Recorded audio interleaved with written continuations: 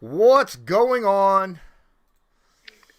It's Patreon. Yay! And we're here with my peoples. I need to change the background because I still got the Believe in Colts background up.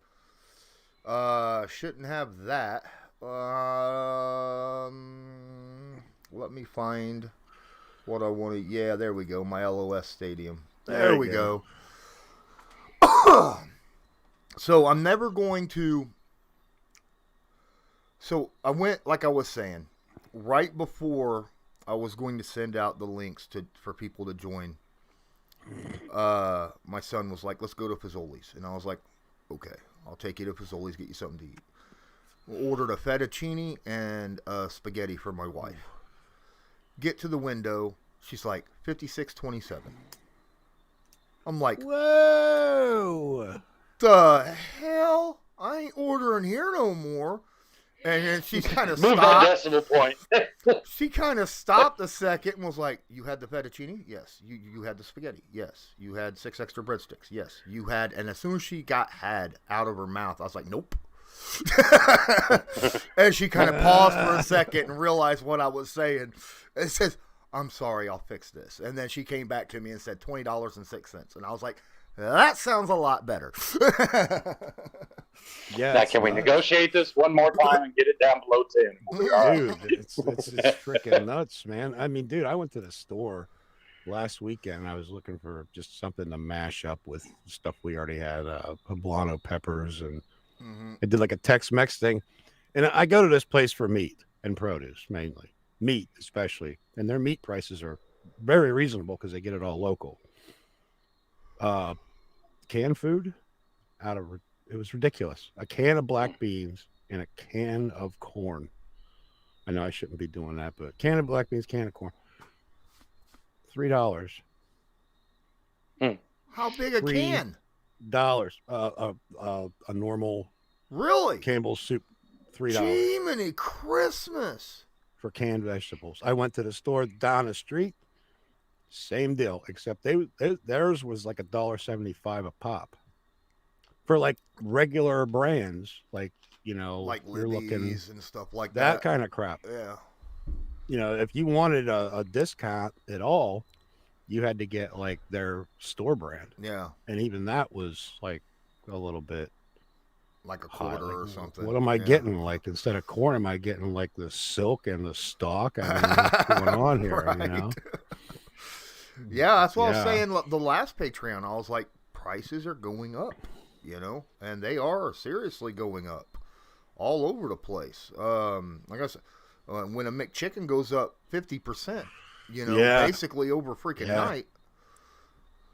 So, yeah, it sucks. But is it Friday? Is it Friday yet? It's close enough. Few hours.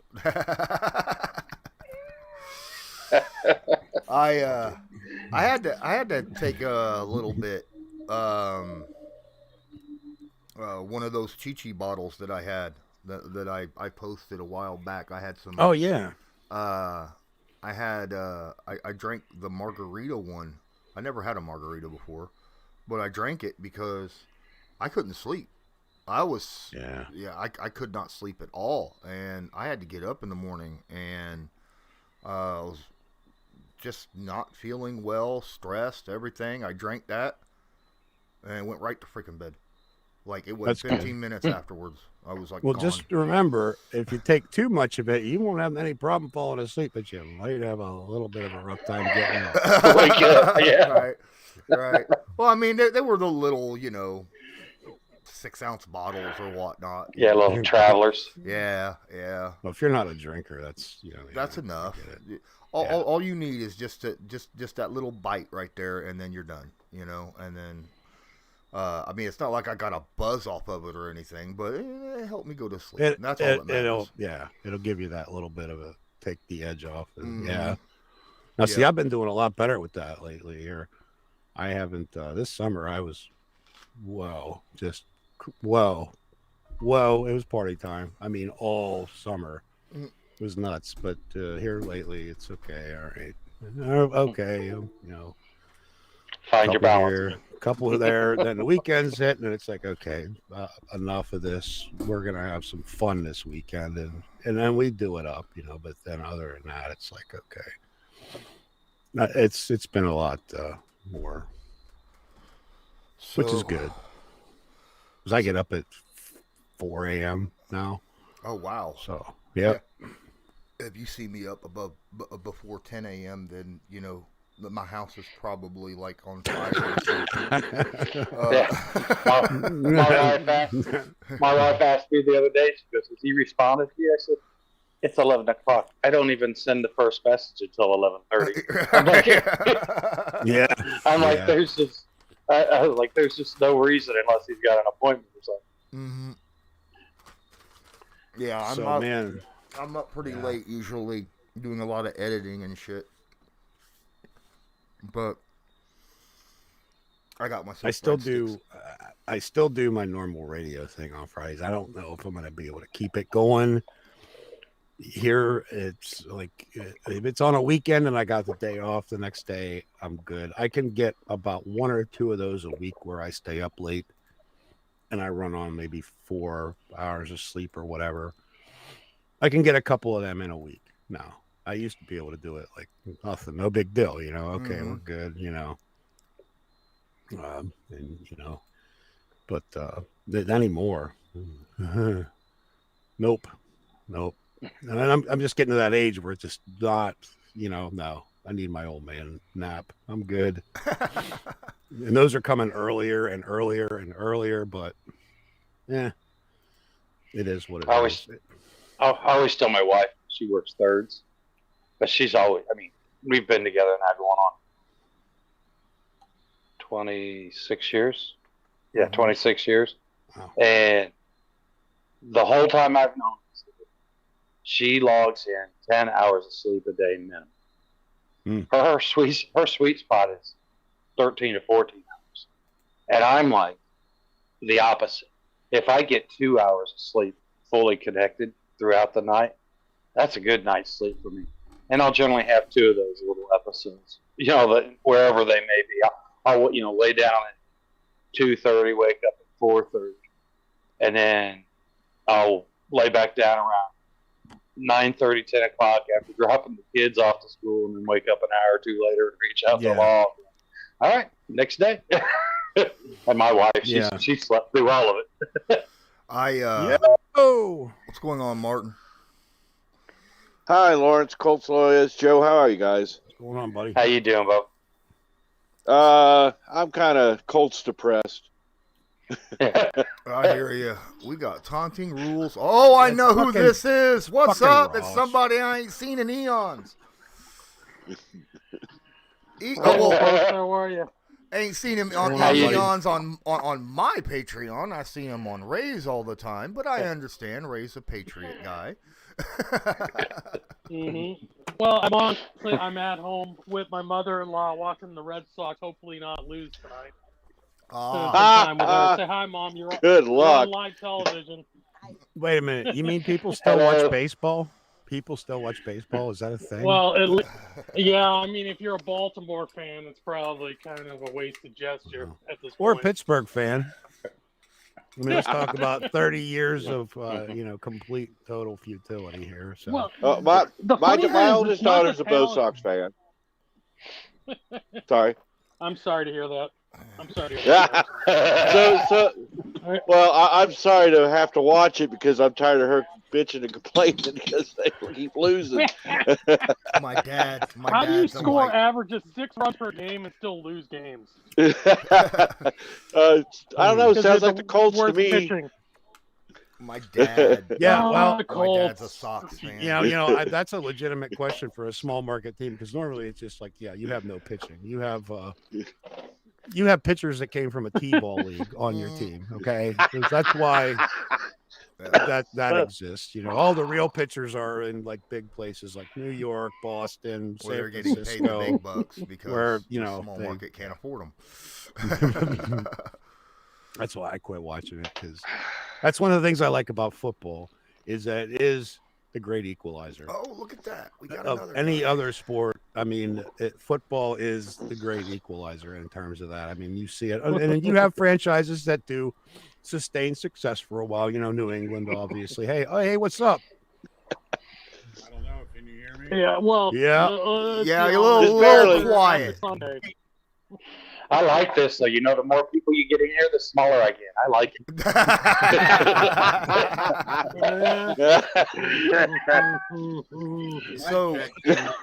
it.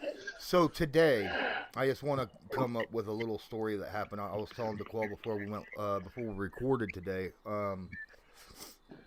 Last night I didn't get to go to sleep early, and this is why I didn't respond to you right away, Loyalist. When you texted me.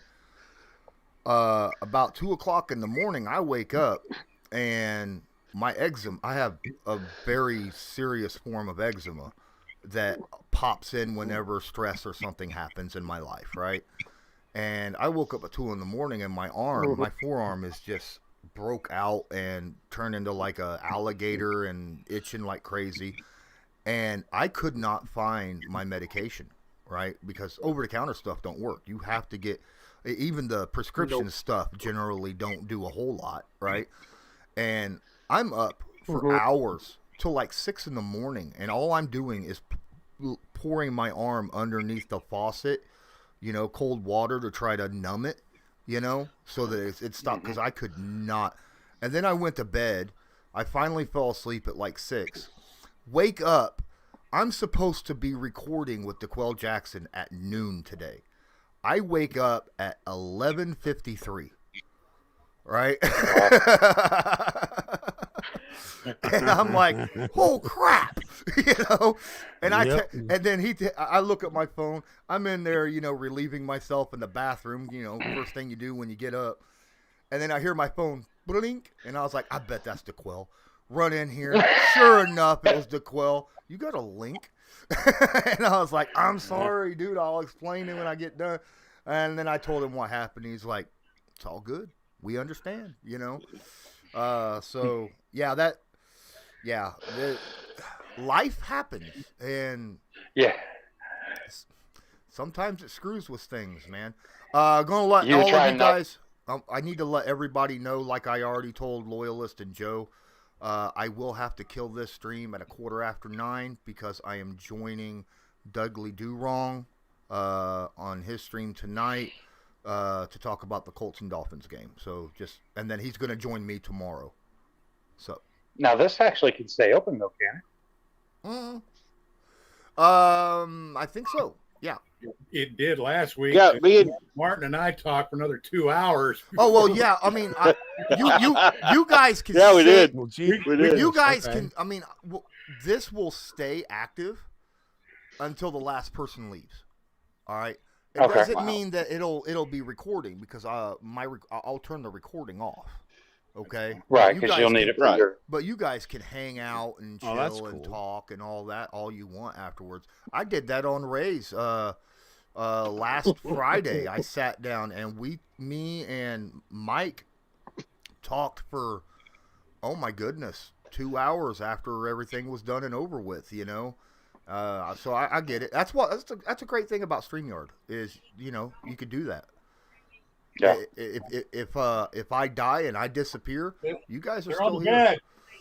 Hey, well, what the hell's up with this? Okay, wait a minute. Still got another 20 years in you. Okay, forget about it. I got a 5-year head start. I get to go before you. Hey, well. Martin and I kept saying goodnight, and we'd mention something, and off we'd go. I know that shit. 2 hours later. Yeah. Holy crap.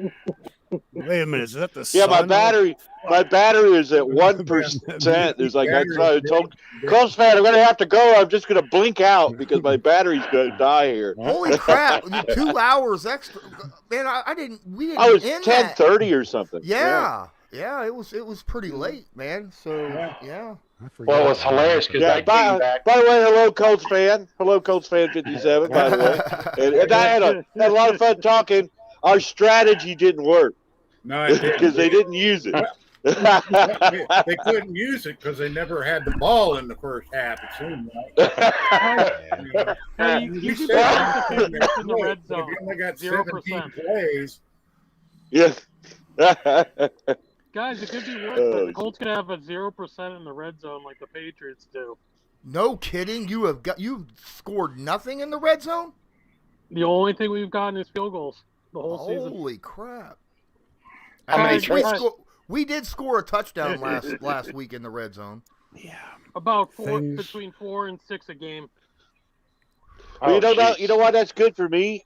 That's good for me because I have the Patriots kicker in my fantasy football league, and he's making me points. Oh, okay. Which one? They got 2 damn kickers. You know what? Here's the damn deal with that. Okay, here's the deal.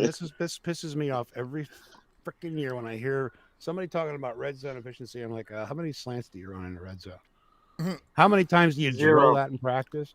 How many times do you drill that in practice? How many times did your quarterback train to make the slant his first read? How many? Mm-hmm. How many times do we do this, kids? Because everything tightens up down there. Mm-hmm. So you have a rookie quarterback back there slinging the ball. It's the same thing with whoever you got.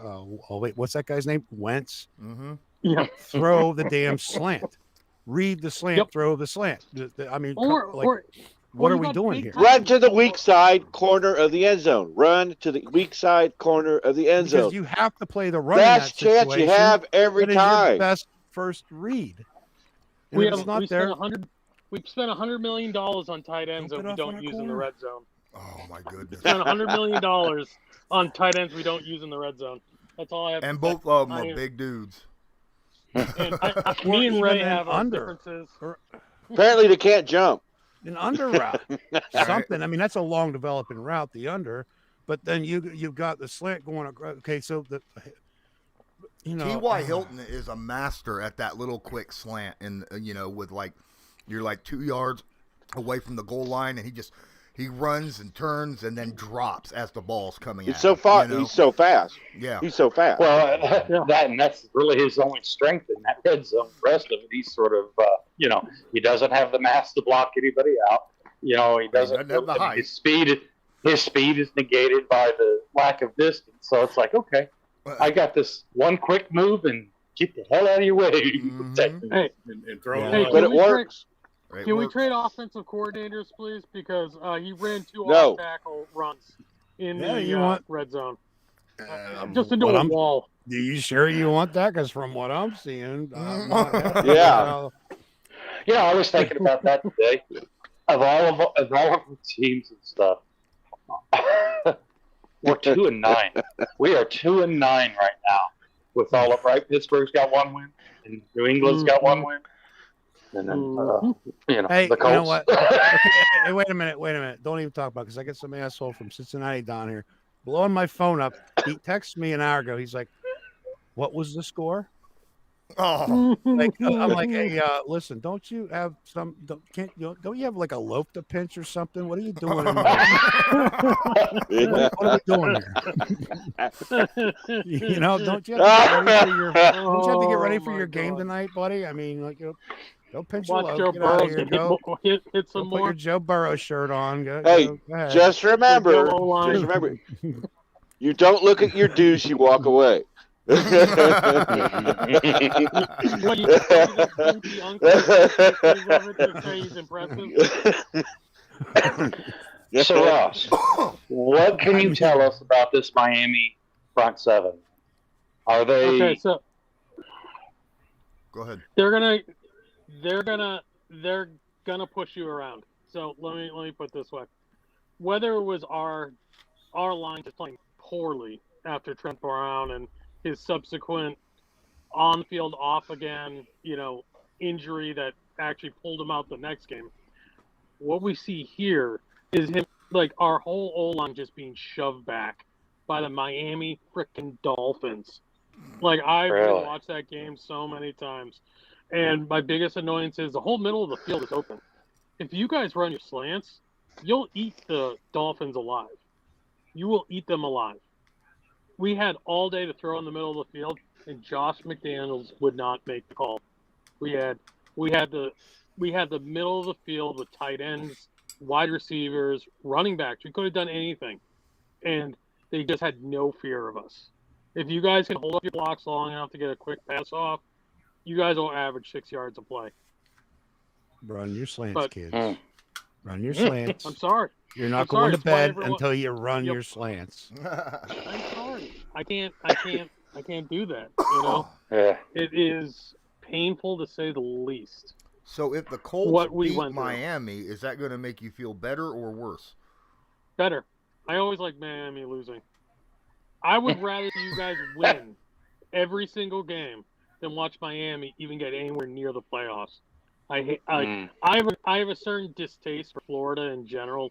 Not just the Heat because I'm a fat kid, but it's just, oh my God, like it's just so many things that irritate me. It's like they'll get these great quarterbacks, great players, but they'll never put a line to protect them like in Jacksonville.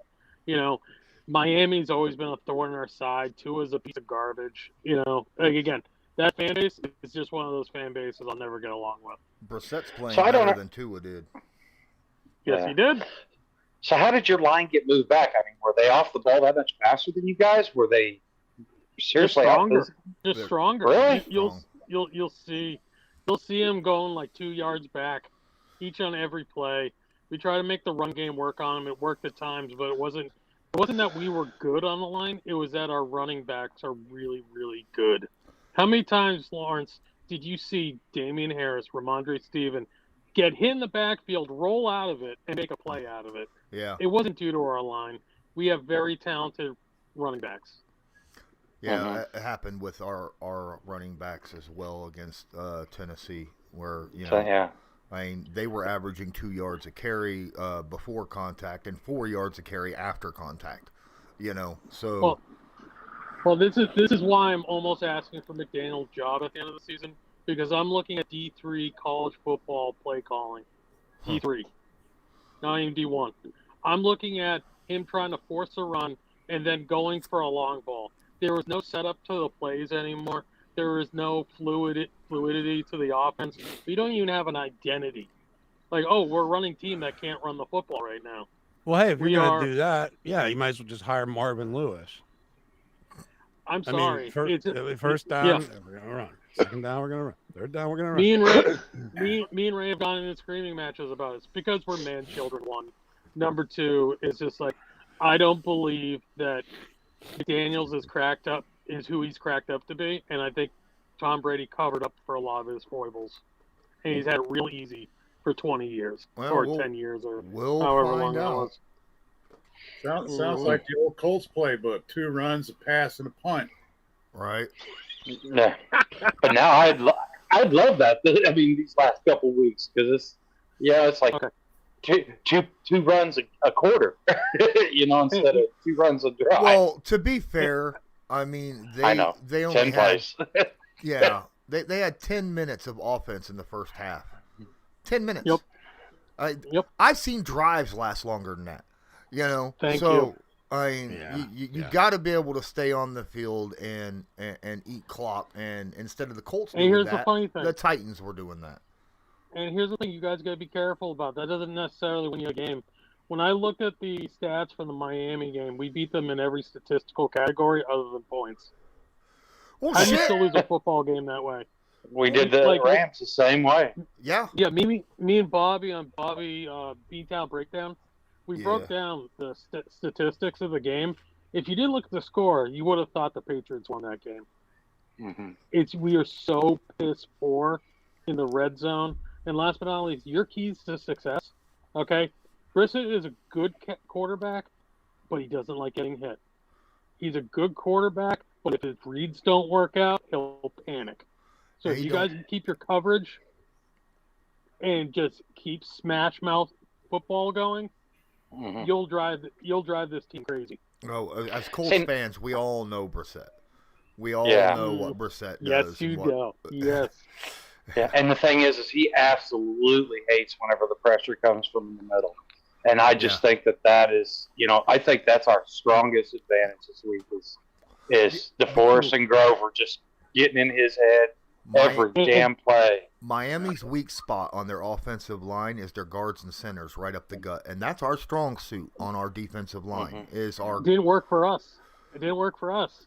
I'm just saying, we had to go around end. Huh. Yeah, DeForest and Grover are very good, and these guys are young and inexperienced, and they make mistakes. They do make mistakes on the offensive line on Miami. Not their tackles as much as their guards and center, but we'll see what happens. I mean, go after their linebacking core. Go after them. They are slow. They are big. They are not going to be able to catch balls against the running backs. If you do your slants, if you just use one of your tight ends, just hit him in the breadbasket and let him fall over. Like, he doesn't even have to rush for extra. No, see, that's it. With that kind of strategy, like if you're talking about the running game being ineffective because your offensive line can't get it done, typically what you'll see is they go after the linebacking core and they will isolate that group up front. And then if you have a back who can catch passes out of the backfield, you have you don't necessarily have a leg up in terms of the whole entire game, but you've got at least something you can scheme 1 out of every 3 downs. The great part about that is when they shift into that nickel formation, because I've been playing them for years. I know our ex coach over there. What he's going to do, he's going to shift when you start taking over those linebackers. They're going to shift into, was it a nickel or a dime? Nickel. And what they're going to do is bring those corners and safeties forward to make up for how slow their linebackers are. And then you can take them apart with the run. Again, there is a solution for success for you guys that we just couldn't do. Well, screenplays, running back screenplays would work really well against Miami. See, my big concern, there is, okay, if Doyle, he hasn't practiced the last 2 practices.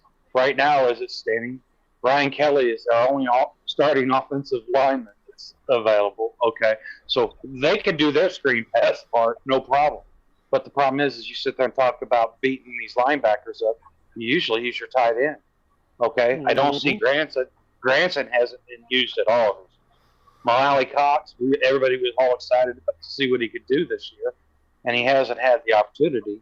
And now if you have Doyle, who's normally dropping into protection to protect our gimpy quarterback, he's not available. So now all of a sudden Morale has to come in. I keep looking for these little things that that could help the Colts find some consistency.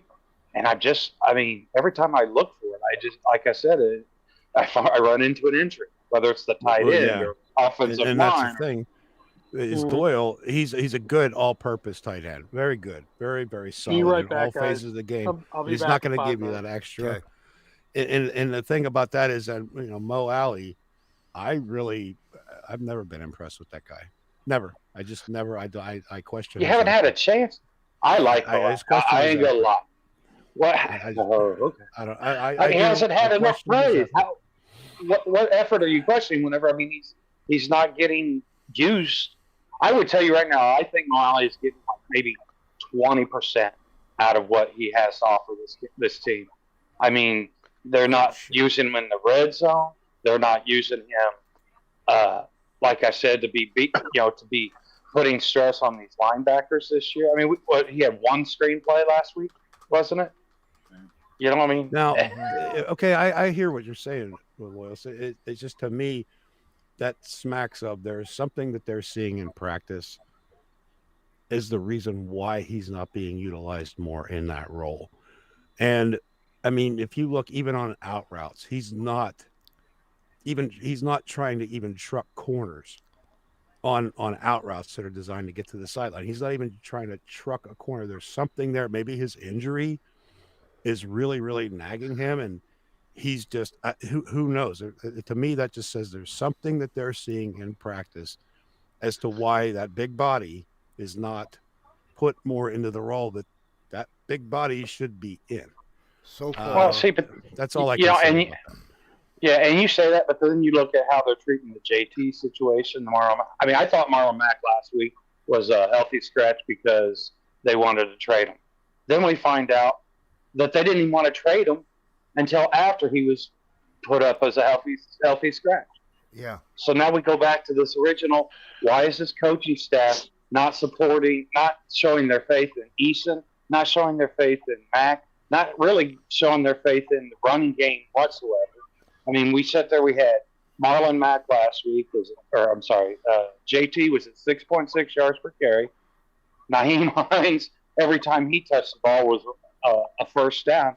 But then you sit there and you look how many opportunities they had. I mean, they should have had all the opportunities.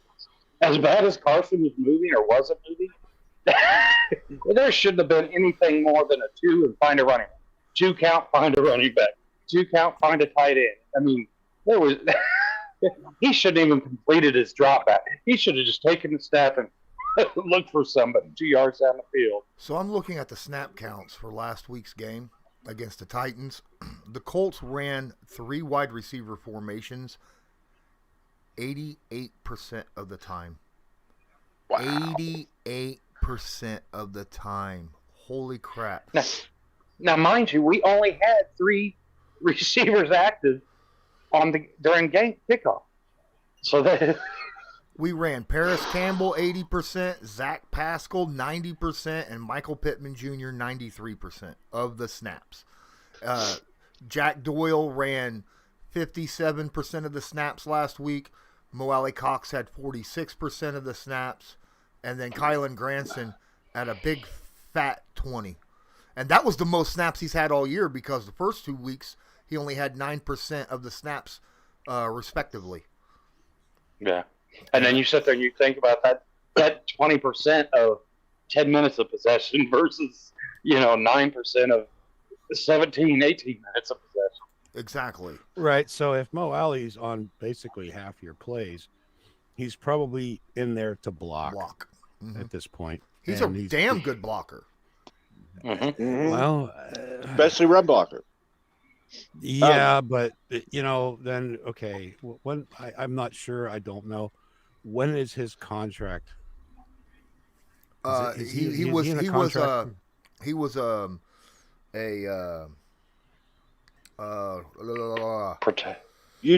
Free agent? No. He was a free agent last year, but it was a restricted free agent, and they had a restricted tender. Yeah. So he's basically in a contract year. Yeah, he's on a so contract. So that's probably why I'm thinking maybe he's in a mindset where he maybe just wants to preserve his body when he does hit UFA. If he's being asked to block every single down because the offensive line's not up to snuff, that's what I was kind of leading back to. I'm not, I wasn't trying to, say you're wrong, Loyalist, or anything, but I mean, I'm just putting that out there that's kind of. Yeah. Well, like I said, my rebuttal wasn't even the Mo Alley Cox as much as I just feel like this coaching staff, and I've told Lawrence this, I feel like this is by far their weakest year of coaching that they've have showed. And then they sit there and they talk about, putting guys in good positions to succeed. And that's clearly not been our strength this year. I mean, if you're putting guys in position to succeed, Carson Wentz doesn't start last week. He just doesn't start. If you're putting these guys in position to succeed, you don't sit and put Marlon Mack, on the healthy scratch list. I mean, against a defense that, of all defenses to be able to run that ball on, last week and this week, these are the 2 teams that we needed to be able to run the ball. Yes, sir? Colts fan, is that not what we were talking about? Run the ball down their damn throat. That's exactly, we were, for part of that 2.5 hours or whatever, we were like, we got to run the ball down their damn throat. They can let, Henry do whatever, but as long as we ran it down their throat, we're out there defense, we were going to have a shot at this game. What did we do? Well, in the first 3 quarters, too much passing. Well, hold on. In the first 3 quarters, the ratio of run to pass plays was 17 runs to 24 passes. And then in the fourth quarter, when we went down 2 scores, it went 13 passes, 1 run. That's what happened. Now, just to let everybody know, I've had time to think about this because Lawrence has told me this. Now I want you to think about something, Lawrence. That first ratio that you gave us for the earlier half of the game, that sounds great, right? But wouldn't you agree with the circumstances being what they were last week, with Carson being as a don't you feel like we should have been running more than passing last week? Yes. So I mean, yes. that sounds like great said, under good. Or like you were saying, Loyalist, one step and a quick pass. Probably to a running back, because they get tons of yards off of passes. Our running backs do, and then we didn't play Marlon Mack. We could have used Marlon Mack to relieve the other two running backs and keep pounding and pounding. And he's great after the catch also. Okay. So we just kind of, to me, we should have pounded that defense and made them tired by the third or fourth quarter, where we might have actually been able to do whatever we wanted to do against them. The whole idea of running the ball that hard is to wear out that defense. Wear them out. Yeah. Half a second of delay from a defensive player is a big play for the offense. And I agree with you. That's how tired you got to make them. In a perfect world, but we're not playing Madden here. And I'm not trying to disrespect you in any way, buddy. It's just a simple fact that then you think, okay, well, Marlon Mack's not getting his share of carries. Whatever, he thinks he can be a feature back in somebody's offense. Oh, yeah. And he's probably really dissatisfied, which is probably why it happened behind closed doors. He was a healthy scratch. So, hey, I want to get out of here. Because obviously, I didn't know anything. We didn't know anything about the possible trade. I agree with you, though. If in an ideal world, use all three of those guys and just pound the snot out of them. Mm-hmm. And that makes your offensive line more confident. That gives them the upper hand to where then in the second and they like quarter, they can start. They like run blocking better anyway. I understand, but it comes back to then the running back room, and then with the running backs in this league right now, it's like ridiculous because you don't sign a running back after you don't sign a running back to a contract after his rookie deal. You don't draft a running back in the first round. All these pundits, and this is kind of the way the business is run right now. So, I mean, I think he's really kind of salty right now because this is kind of the current climate that we're dealing with running backs. So if you want, you have the deepest backfield in the NFL, but then you have personalities to deal with. And that's, I think, the problem that's there. I agree with you 100%, Martin. I just think, and personalities isn't usually our problem. Yeah. That's usually not our problem. And definitely. So it's interesting to know whether that's really what's happening. Well, I honestly don't think that's at all what's happening with Mac because, I mean, I know what Joe's talking about. But, I mean, guys, everything we've ever seen from Marlon Mack, whether he was injured or not, I mean, this dude has been a stand-up guy. And I've got a question I'd like to ask the Colts fan. Sir, you're being awful quiet. You got something you want to chit-chat about? Well, I have a request from you guys, but I'll wait till Joe gets back. Okay. There's one thing I'm going to say. Well, I'll go ahead and throw out my request. Last night I was playing around on YouTube because I always get a video or some music going while I'm working on my models. Last night I happened to come across on YouTube. It's called 20th Century Johnny U. Okay. There's also a second one. It's from ESPN. It's their what the hell they call that damn sport deal anyway. It's also Johnny Unitas. Like a 30 for 30? I would like you guys at some point to go back and watch one or both, preferably both. The one that was on ESPN, they actually talk about a play at a game that I was at. Oh. And it's when Johnny threw a late touchdown to Roy Jefferson in the end zone. I was sitting in that end zone. Oh, nice. I was there with my brother and my dad and a friend of my dad's who got us tickets. He lived in Houston. He was an attorney. And he got us tickets. We were sitting in the end zone when that play happened. So I said before I'd seen Johnny U play. That was one of the places I saw. It's actually in that second film. It's on ESPN. Do us a favor. Yeah. And find that video on YouTube. Okay. Copy the link and paste it to the this Patreon stream on Patreon, and then we could all go directly to it. Yeah. Okay. I would like the people of Indianapolis.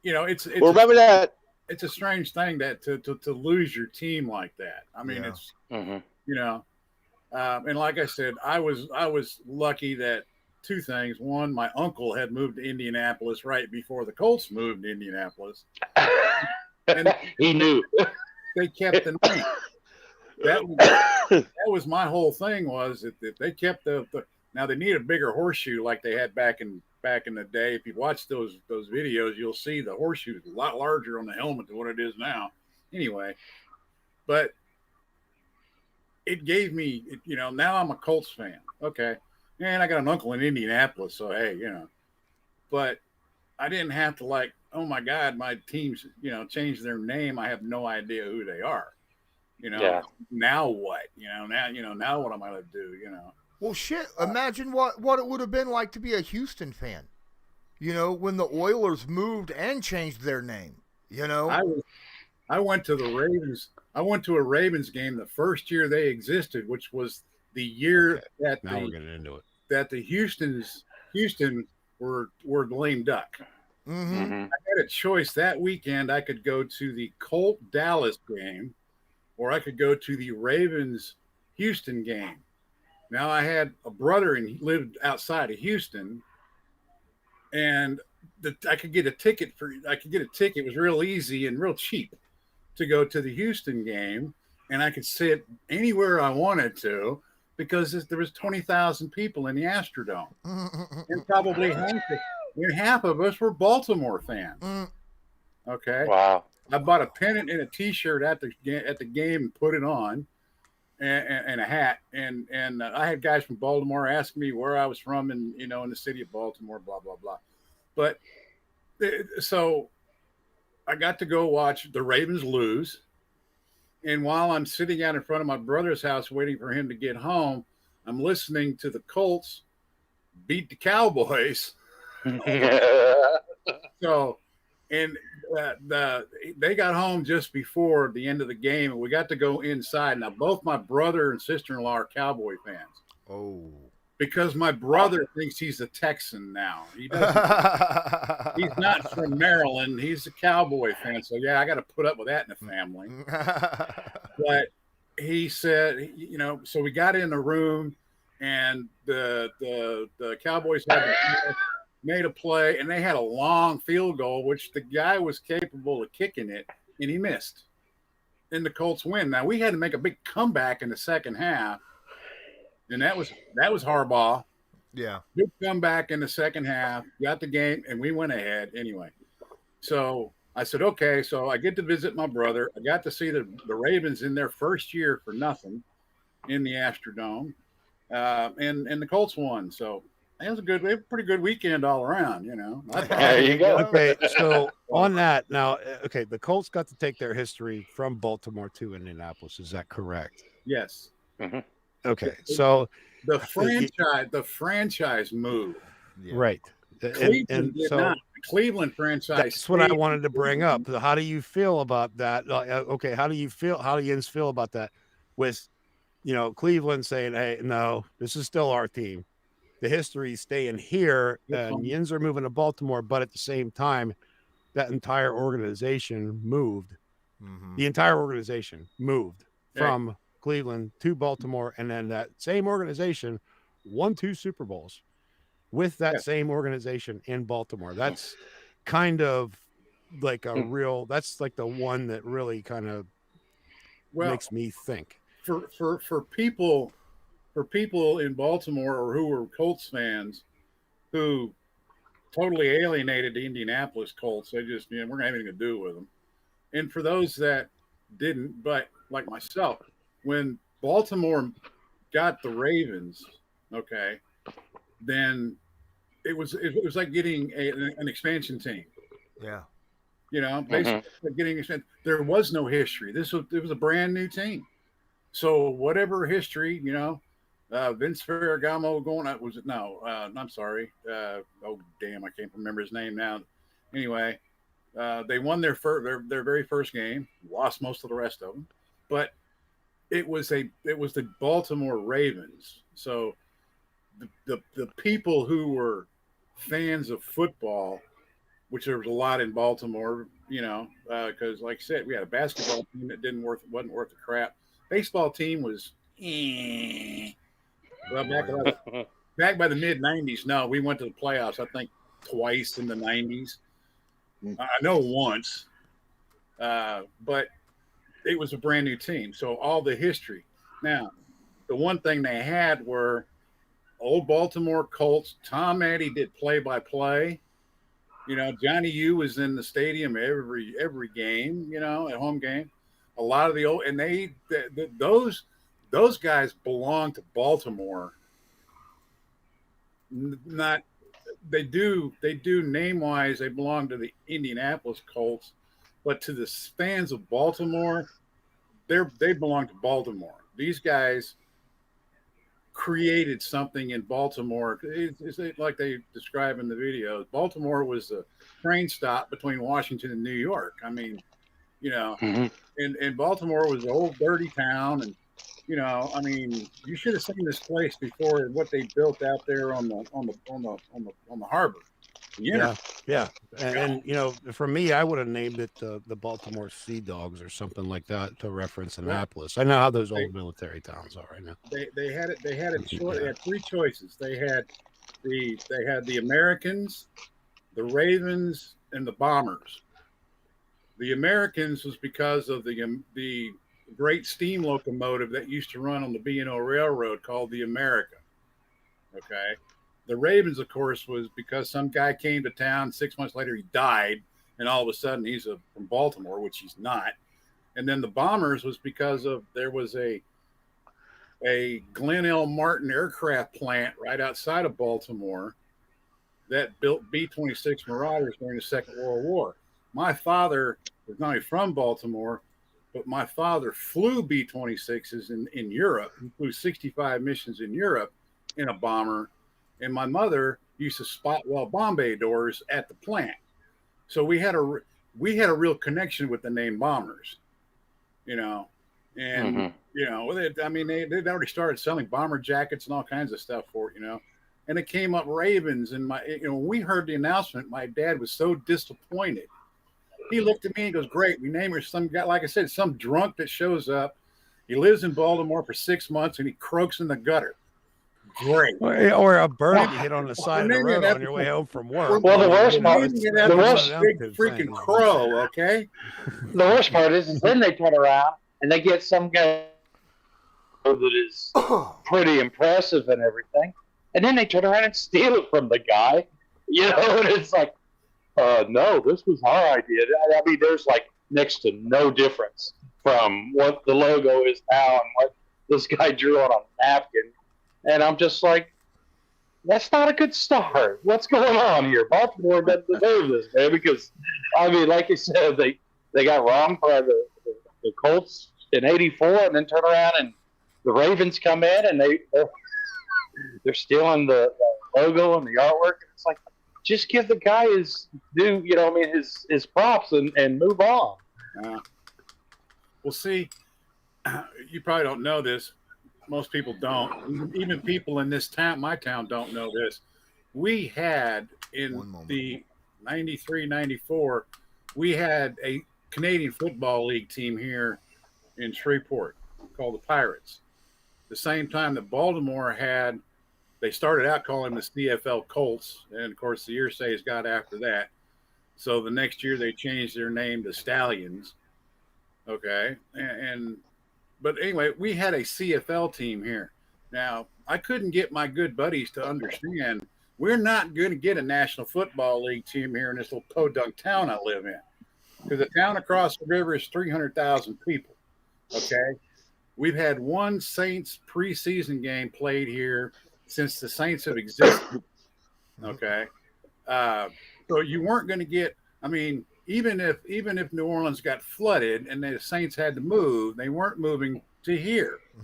Yeah. And the Cowboys were not going to move over this little podunk Shreveport. This was the best league that we could be in, because we've had a couple of these little throwaway leagues have come along. They're here for a year, a half a year, You know, they take your money in season ticket sales and disappear after half a year and stuff like that. So the Canadian Football League was here, you know. These idiots around here wouldn't support it. And after 2 years, it was going to move. Okay. Well, they shut down all the American operations. How the Canadian 2 years football in Louisiana, they had it. Yeah, it makes no sense. The Baltimore team went to the championship game and lost. The following year, they won the Grey Cup. So the 2 years that the Baltimore team existed, they went to the Grey Cup game. Both years. Lost the first one, won the second one. Although that pissed a lot of Canadians off. NFL. Now the Grey Cup is not in Canada anymore. Oh, shit, yeah. It's the Canadian football. You know, anyway. But anyhow. That's kind of weird. 2 years. For 2 years, I had an absolute ball going to these football games. They were great. We didn't win a lot. We didn't care. We didn't give a shit. We had a team. Yeah, right. This would be like the Ravens moving into Baltimore. They didn't give a crap. They had a team. Well, you know. That's the same thing with the Baltimore AFL, NFL. You know, back in the '60s, how they you know, Al Davis, obviously, you know. I mean, with them trying to compete with the NFL in terms of TV markets. Hey, we got this new thing called TV. Let's get into these cities where other people aren't. Right. And we'll put the same and we'll fight for these guys for draft picks and we'll do all this. So maybe I could understand the thinking of the CFL trying to branch out. But really, I mean, I think you need to name it something else. Yeah, after you're trying to get out of Canada. Yeah, really. North America Football League. Like I said, it was a big 2-year experiment to see how it would operate. And you know, the team that we had that was going to move to Virginia. Okay. And we had a team in Birmingham. We had a team in Memphis. Oh, speaking of Memphis, the one thing about the CFL, they kind of do experiments with their uniforms and their jerseys and stuff. So the Memphis, their team name was the Mad Dogs. Okay. And their uniform was a green color, not as green as the Eagles, but it was green. But on the front, they had a little number on the chest up here, and on the front of it, it looked like Scooby-Doo coming out of their pants. Okay, they had this big dog coming out of their pants. That's what it looked like, and it looked like, well, that's what I called it. I said, "Oh, damn! Look, here's Scooby-Doo." You know, Bravo, Raggy. It was hilarious. We had a traditional type uniform, but yeah, they had. I want one of those shirts. That's a hard pass. I'm good. You're gonna hard pass. I'm good. Martin's been trying to about Memphis. Just forget about Martin's it. been Right? trying to Speaking of going to games, 15 minutes. Let's give Martin a moment to talk real quick. What's up? Speaking of going to games, yes. October 17th game. Somebody tell me who we play on October 17th. It's been my birthday weekend. I'm on vacation. My birthday is Monday. My son-in-law, my oldest daughter, gave me tickets. We're all four going to the Colts game at Lucas Oil Stadium on the 17th, and I have still not looked to see who we're playing. And it's my first trip to Lucas Oil. I've been to the Hoosier Dome many times, or I'm sorry, the RCA Dome, whatever you. You know, they were going to call it the Con Dome because it was connected to the convention center, but that didn't go over. That wouldn't go over well at all.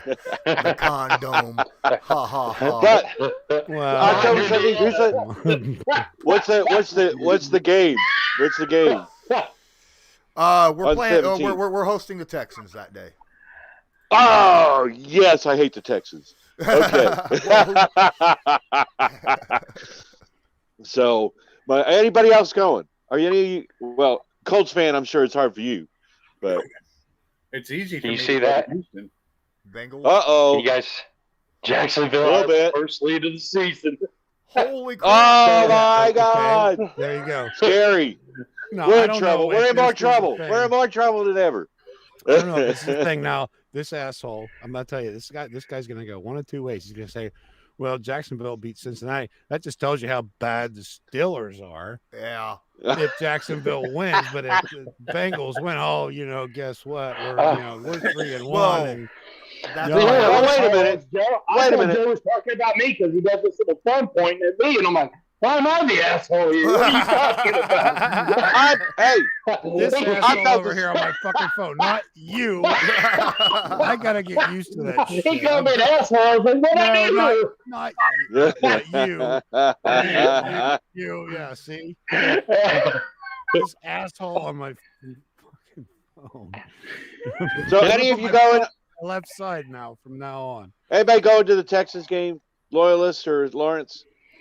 Probably. I have no chance of going, at least right now as it stands. All right. I was hoping maybe I could catch up with you guys if you were going, but that's cool. So anyway, there's no. I was not expecting to see that. That's Indy No Place. Remember, we were Indy No Place forever, and that's why we were a cornfield with a racetrack around it. That's what they used to be called. This right here is where the Colts used to play. Right there. Yeah, I believe it. It's probably very possible. And we kept the cheerleaders right here. And oh shoot. Also, would you please fill me in? Here again, I've had a very busy weekend. I've been on vacation. Fill me in on the injuries. Where are we at on the injuries? Who is and is not playing? I can't keep track of it. I can't keep track of it. Huh? You said you had everybody's injured. But had a beery weekend. I'm like, yeah. Yeah. Right now, my birthday and my granddaughter's birthday. So yeah. Right now, Big Q, Glowinski, and Doyle. Neither of them guys have practiced at all. The first two practices. Oh, crap. Yeah. Carson has been a light participant the last 2 days. Right now we've got Willis, Kari Willis, and Rocky Sin have both not practiced for the last 2 days. I understand. I thought I heard something about TJ Carey. TJ Carey's on IR. IR. Yeah, he's on IR. Is that all season or a temporary? No, it's temporary. It'll be. What were you saying, Law? What? About I was going through. No, I was going through the TJ Carey on temporary IR. Oh yeah, I heard Rocky Sin was already counted as an out. No, he's finally been playing well. He's the only cornerback that's played pretty damn decent this year for the Colts, and he's out of this game. From what I understand. God, from what I understand, he's already an out. And Braden Smith is really trending towards being an out, which I thought, this would be the week that he came back because this is the third week. If they thought he was going to be out 3 weeks, why not put him on IR? But I mean, I guess you gotta, hope for the best. Playing for the best. I'm telling you right now. I don't know if any of you guys ever used to watch the sitcom MASH or anything, but I am so feeling like that's what this year is. It's just. Let's just get in there, put them together as best we can, and stick them out there. I mean, I'm really starting to contemplate, should we sit Carson this week? And I understand he's going to be a lot better than he was last week. But our offensive line's going the other way. Yeah, with all the concerns around that, though, Loyalist, I mean, in terms of their offensive line, what are they paying Fisher? I haven't kept track of this. I've been $9.5 million. He's been paying him $9.5 million. Okay. Yeah. They could not bad. If Jacksonville hadn't a franchise tag Cam Robinson, I never understood why. I think the only reason that Jacksonville franchise tagged Cam Robinson, I think the Colts could have worked out a deal for him for about $10.5 million. He's a younger guy. He's not the greatest left tackle in the world, but he's serviceable. The rest of that offensive line down there in Jacksonville is complete. Maybe that's who we're going to trade Mac for. Maybe that's who we'll trade Mac for. Really, I doubt that. So, what do you think? Are we just going to get? Are we just looking for a pick for Mac? Or are we looking for a player? Signing Rhodes and all this other BS and TY and all this other crap. I mean, why didn't you just go out and get a left tackle in free agency, like I told Jins to do, and then draft high in the draft to get a pass rusher. I don't know. Well, okay, real quick before we get into it, I know you got to leave in like 10 minutes. So, yeah. Do I need to be available for anything tomorrow? Tomorrow, as far Friday, as you know, right? Most likely. Yes, sir. We'll probably 6 do our o'clock? live stream at 6, most likely. Okay, that's what I just want to make sure. And secondly, why did we re-sign Mac if we're not going to use him? I mean, what's? I mean, we re-signed $10 million. Mac. They sat there. No, Mac didn't get $10 million. 2.5. Yeah. Oh, Mac 2.5. got. Oh, who am I? Yeah, he got I'm thinking just somebody barely. else. I'm thinking somebody else. Yeah. I'm thinking somebody else. Ty. Yeah, Ty Yeah. got 10. Yeah, that's it. There you go. And T-Y he's got on 10. IR. I just don't understand. You sit there and we re-signed Mac. They made this a big deal. Then they turn around and sell it to us how we're finally going to get to see these guys. And there has not been one reason that they've let on, at least, as to why we still haven't had a chance to see this tandem, prosper at all. I don't like it either. I'm wondering if it was another one of those fallbacks, because in case of injury to Taylor or Hines, maybe that might have been a situation. Because I mean, if we hadn't had Taylor and Hines last year, and Matt got hurt, we'd have been in SOL trouble a little bit. And then of course Jordan Wilkins is there too. So that's why I think the trade will go down. I think they're going to wait. When it comes to trade, I don't think they're just going to trade the first team that asks. By the way it looks like, it's a mutual thing. And from what I understand, the team is going to try to do its best for Mac, and which means he'll probably go to a team that'll utilize him, right?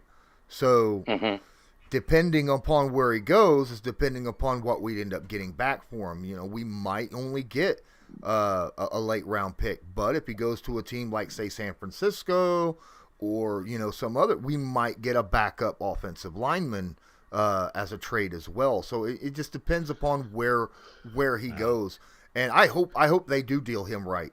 I really do. He better not send him to Cleveland. Pittsburgh, I tell you that right now. Pittsburgh. If he goes to Cleveland, he'd be in the exact same spot. If he went to the Cowboys, he'd be in the exact same spot that he is now, because Pollard's a good running back. Zeke is not going anywhere because no one's going to trade for a $15 million running back that ain't producing. Arizona. Now, Pittsburgh could probably trade for Zeke.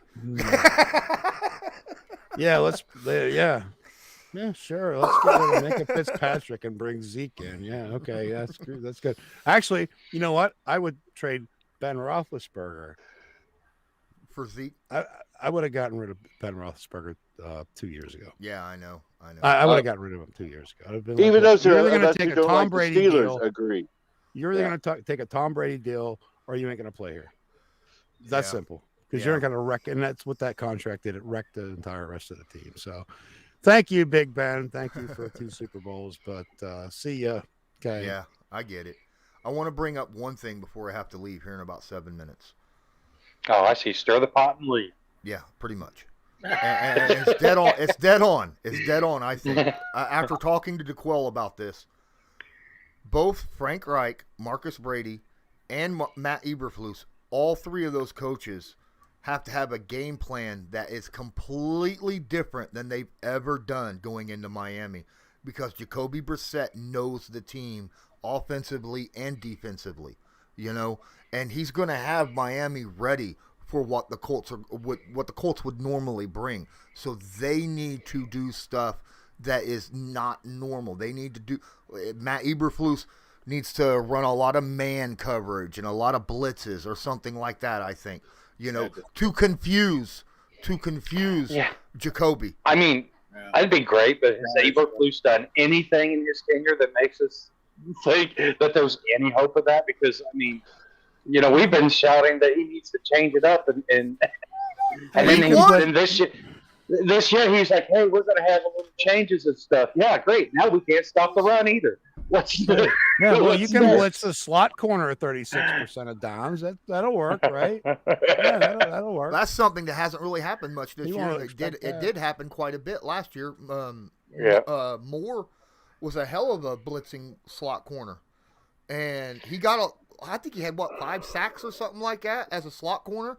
But heck, this year you're not seeing it all. You know, you're seeing you're seeing Bobby Okereke going on blitzes. You're seeing Kari Willis going on blitzes, which is the strong safety. But you don't see any like cornerback blitzes very very often at all. So, and honestly, those guys are the quick ones. They're the ones that could get back in that backfield like that. You know. Mm-hmm. Yeah, and then then if Pay on that side learns how to do the counter, he learns how to pull it off and move it back up, inside. I've seen him do it in preseason where he gets the guy outside and twists it up back in. Mm-hmm. If you get a corner coming in on that tackle is going to bite on that, and there you go. And then somebody's coming free. You're good. Yeah. Somebody, yeah. But Pay might not be playing this week either. Yeah, he hasn't practiced yet either. Yeah, because he's got injured. Yeah. Hamstring. Yep. He's been dealing with a hamstring for a couple of weeks. We have 14 people. We have 14 people that have been labeled light practice or less. The first 2 practices just this week. And we've got, if I remember right, something like 9 starters that haven't even practiced yet. Right? This week. Yeah, this week. And I don't know that Eberflus is going to change the game plan. All I hope is that he can disguise the game plan. Just disguise it where Jacoby can't pick up. Because, I have to imagine that it's hard to sit there and say, okay, guys, we're going to change everything we've done in the last 4 years. Right. You got 5 minutes, Lawrence. I know. I thought Joe was threatening with a punch this time. I was like, oh, no, it's the watch. But I like I said, I'm just hoping that we can disguise it enough to confuse Jacoby. And if we can get 1 or 2 turnovers, I don't think that they're going to be able to score and move the ball a lot either. And I'm all for we're going to be a disguise. We're going to be a disguise because we won't even know how many players, know these players that are on the field. I'm going to need a list. I'm going to need a number list to know what the players are. It's going to look like Lawrence in our training camp. Whenever we're like, "Who's that guy?" We're gonna get a fish fry. Who's 99A? If anybody wants to come in and hang out. Oh my God! Oh my God! Yeah. So is this a plane crashing? Is this a plane crashing and just destroying everything, or is it just going to be a really rough landing? But outside of the playoffs. I think it's going to be a turbulent ride, but I do believe that the Colts. I honestly believe that they're back up against the wall. I just think that this is their week. That they know if they come home. Hey, the oxygen masks are already falling, and we have decompressed. I can tell you that right now. And we're on that emergency dive to 10,000 feet so everybody can breathe. What's going to happen after that? What is going to happen after that? If we win this week, now we're 1-4, and this whole thing's going to be spun and or 1-3, all right, and this whole thing's going to spin out, and then all of a sudden, Baltimore hopefully will have Lamar Jackson be debilitated for 2 weeks or just something to give us another, something else that we can, have that hope. Dude, I have to tell you right now, I'm over here trying to think of ways to give a positive score. I'll tell you what. And I'm looking for the most extreme situation. I can validate it this time. I'm telling you what, though, Loyalist. I love your hopefulness. If week 5 happens, happens, and we're beating Baltimore by 2 scores, and Lamar Jackson at halftime goes and takes a shit, I'm turning the TV off.